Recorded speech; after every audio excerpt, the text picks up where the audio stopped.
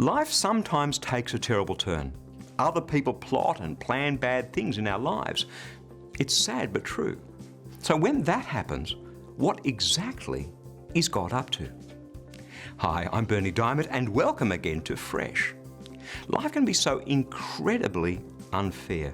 Through no fault of our own, sometimes people or circumstances or both turn against us to bring us down.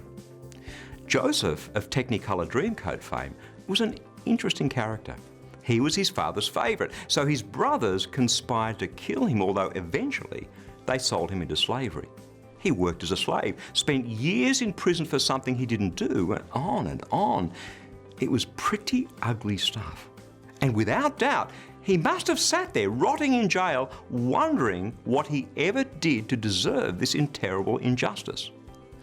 But eventually, because God's hand was on his life, and because each time adversity struck, he just kept on doing good, kept on using his gifts and abilities, he became the Prime Minister of Egypt. And as things turned out, one day his brothers came down to Egypt during a famine and stood before this brother of theirs whom they treated so badly. When Joseph told them who he was, they were beside themselves. He had the power of life and death over them. What would he do? But this is what he said to them. Genesis chapter 50, verse 20. It is true that you plan to do something bad to me, but really, God was planning good things. God's plan was to use me to save the lives of many people. And that is what's happened. When injustice and adversity strike, as they do from time to time, remember this: God has a plan. It's a good plan, and his good plan will always prevail over the evil plans of others. Always.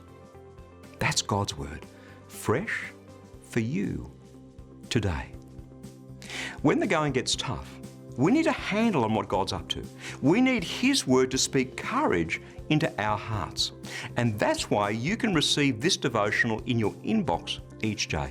Just stop by at christianityworks.com and you'll see the Fresh sign up right there at the top of the homepage. And when you do subscribe, you'll immediately receive a copy of my ebook, How Can I Hear God Speak to Me? That web address again is christianityworks.com.